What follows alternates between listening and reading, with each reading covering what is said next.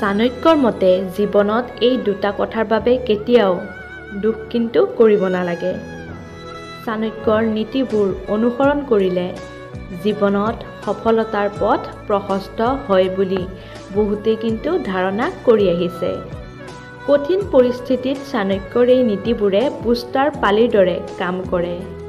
সেইবোৰ গ্ৰহণ কৰিলে কেৱল সফলতাই নহয়, লগতে মানুহ এজনে ভৱিষ্যতৰ প্ৰতিটো ভাল আৰু বেয়া মুহূৰ্তৰ বাবে নিজকে প্ৰস্তুত কৰিবলৈ সক্ষম হয়। চাণক্যই কৈছিল যে জীৱনত দুটা বস্তু আছে, যি দুটাৰ অভাৱৰ বাবে এজন ব্যক্তিয়ে কেতিয়াও অনুশোচনা কৰিব নালাগে, কিয়নো ই ভৱিষ্যতে ব্যক্তিজনক দুবাৰ লাভান্বিত কৰিব। আচাৰ্য চাণক্যই কি বিষয়ৰ বিষয়ে উল্লেখ কৰিছে সেয়া আমি আজি এই ভিডিঅ'টোৰ পৰা জানিম। চাণক্যই কৈ গৈছে যে যদি আপুনি কঠোৰ পৰিশ্ৰম আৰু সততাৰে কাম সমাধান কৰাৰ পিছতো প্ৰাপ্য সন্মান বা প্ৰশংসা নাপায়, তেনেহ'লে দুখ নকৰিব।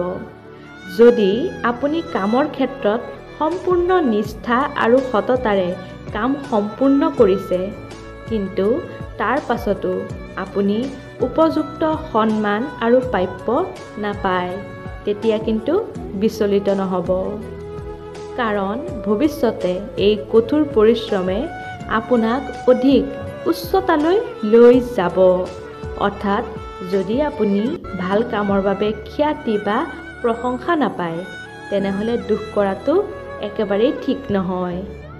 যিদৰে তেল পানীৰ সৈতে মিহলি কৰিলেও তেলে ইয়াৰ অস্তিত্ব নেহেৰুৱায়, ঠিক তেনেদৰে এজন উদাৰ, পৰিশ্ৰমী, সৎ আৰু মানসিকভাৱে সুসজ্জিত ব্যক্তিয়ে তেওঁৰ কামৰ জৰিয়তে পৃথিৱীত তেওঁৰ পৰিচয় সৃষ্টি গঢ়ি তুলিবলৈ সক্ষম হয়।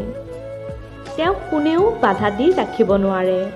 দান হৈছে সৰ্বশ্ৰেষ্ঠ ধৰ্ম। প্ৰতিজন মানুহে তেওঁৰ সামৰ্থ্য অনুসৰি দান কৰিব লাগে। সেয়েহে যিমান সম্ভৱ দান কৰিব লাগে, কিন্তু এক আন্তৰিক হৃদয়েৰেহে দান কৰিব লাগে, মন সংকোচ কৰি নহয়। দাতব্য ধন দান কৰাৰ আনন্দ তেতিয়াহে পোৱা যায় যেতিয়া যিকোনো বস্তু স্বাৰ্থপৰ উদ্দেশ্য অবিহনে দান কৰা হয়। কেতিয়াও দুখ নকৰিব যে আপোনাৰ দান কৰাৰ ক্ষমতা তেনেই সীমিত, কিয়নো আপুনি নিস্বাৰ্থ মনোভাৱৰ সৈতে এমুঠি খাদ্যশস্য দান কৰিলেও হাজাৰবাৰ দিয়াৰ দৰে একেগুণ লাভ কৰিব। দান কৰাৰ বিনিময়ত একো পোৱাৰ ইচ্ছা কিন্তু নাৰাখিব। দান কৰা বস্তুক লৈ কেতিয়াও অনুশোচনা বা দুখ নকৰিব। দেখিব সুখ সম্পদৰে ভৰি পৰিছে আপোনাৰ জীৱন। ধন্যবাদ বন্ধু বান্ধৱীসকল। ভিডিঅ'টো কেনে পালে কমেণ্ট বক্সত জনাব। কিন্তু যদি ভাল পালে লাইক এটা কৰি শ্বেয়াৰ কৰি দিব আৰু এনেধৰণৰ ভিডিঅ'ৰ বাবে আমাৰ চেনেলটো ছাবস্ক্ৰাইব কৰি ৰাখিব।